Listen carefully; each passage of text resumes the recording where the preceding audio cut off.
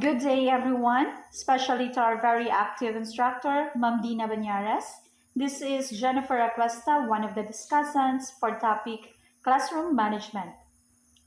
For the principles to classroom management, first, we have consistent, proactive discipline is the crux of effective classroom management. Proactive discipline is doing things in advance in an effort to better control a situation. Next, we have establish routines for all daily tasks and needs. By doing routinized collection of assignments, passing of papers, and preparation of experiments saves a lot of time and effort. Next, orchestrate smooth transitions and continuity of momentum throughout the day. Smooth transitions and continuity of momentum throughout the day ensures us that every instructional moment is made use of wisely. As much as possible, the teacher must avoid dull moments inside the classroom to motivate the learners to always pay attention.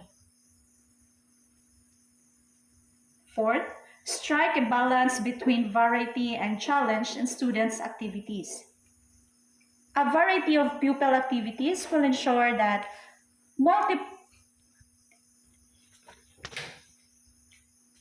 balance between variety and challenge in students' activities. A variety of pupil activities will ensure that pupils' multiple intelligences and varied learning styles are considered in the conduct of student activities. Next, we have, as a classroom manager, be aware of all actions and activities in the classroom. Our heightened awareness of everything that is happening in our classroom puts our pupils and students on their toes all the time, or have eyes in the back of your heads. That simply means to be aware of what is happening in the classroom. Sixth, resolve minor attention and disruption before they become major disruptions. We ought to respond to inappropriate behavior promptly. We have not to wait until our class is out of control.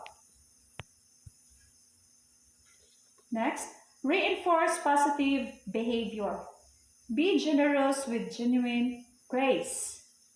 For our praise to be genuine, it must be given according to merit. It is our way of appreciating and recognizing hard work and good behavior. 8, we have treat minor disturbance calmly. If a stern look or gesture can kill the inappropriate behavior, so be it.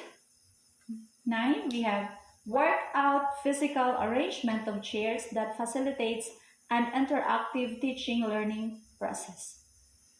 Let us work for a flexible seating arrangement where we can rearrange seats or desks to suit our learning needs and conditions. For the last one, we have make good use of everyday instructional moment. Minimize discipline time to maximize instructional time.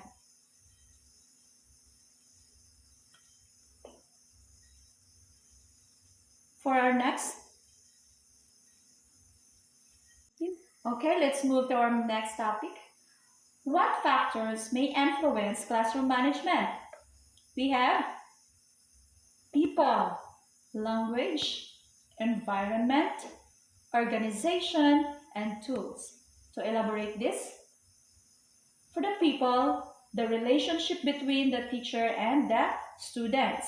For the language, what you expect them to do, understanding and encouraging students. For the environment, classroom, the positioning of the desk and the position of the teacher.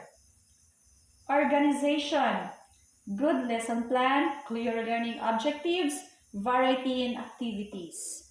For the tools, textbook, video recorder, a slide projector. And for the techniques of classroom management, we have 4 techniques of classroom management. First, behavior modification technique. The most fundamental assumption behind behavior modification among students is that student behavior is directly influenced by teacher behavior. Your job as teacher is to identify desirable and undesirable student behavior and reward those demonstrating desirable behavior, while ignoring, if not punishing, those demonstrating undesirable behavior. Over time, this would lead to effective management of instruction.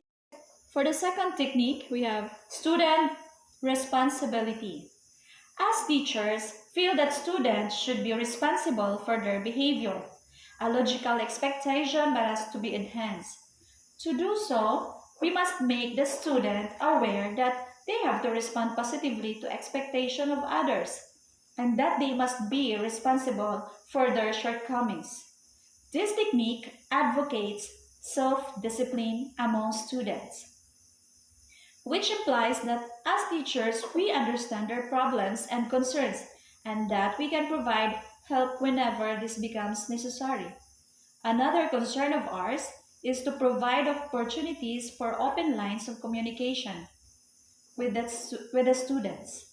Students respond more positively to teachers who demonstrate willingness to give students opportunities to assume more responsibility toward improving their performance.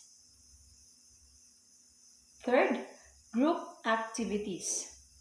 Group performance is influenced by peers, and students working together would demonstrate better cooperation in order to gain recognition for their group rather than for an individual.